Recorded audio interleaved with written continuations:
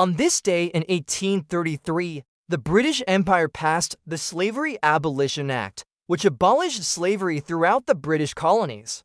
It was one of the greatest legislative achievements of its time, and it remains as a powerful symbol in the struggle for civil rights around the world. At the time, the British Empire was the largest in the world, and its colonies included many parts of Africa where slavery was still legal.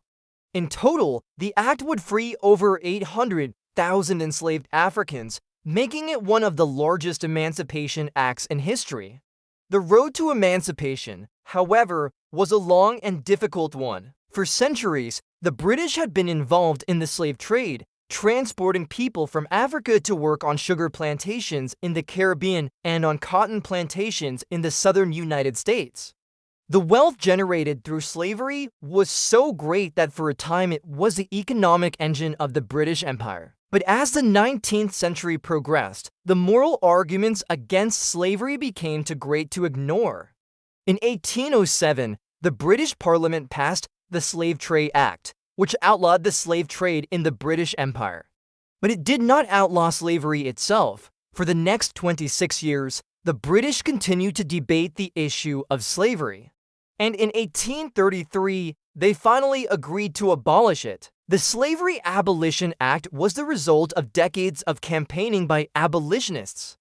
People like William Wilberforce, who had been campaigning for the abolition of slavery since the 1780s, and Olaudah Equiano, who was born into slavery in Africa but who managed to buy his freedom and then became an outspoken critic of the slave trade.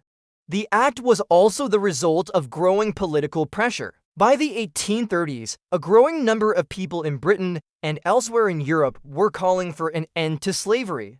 And the British government was afraid that if they did not act, the public would force them to. The Slavery Abolition Act was passed on August 1, 1833. It took effect throughout the British Empire, including in the colonies where slavery was most prevalent, such as Jamaica, Barbados, and Trinidad.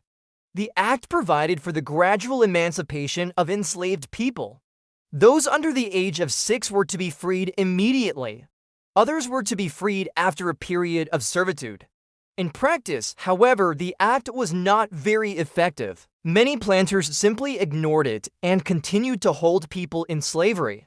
It was not until 1838 that the British government began to take steps to enforce the law. Still, the act was a major step forward. It was the first time that a major power had abolished slavery throughout its empire.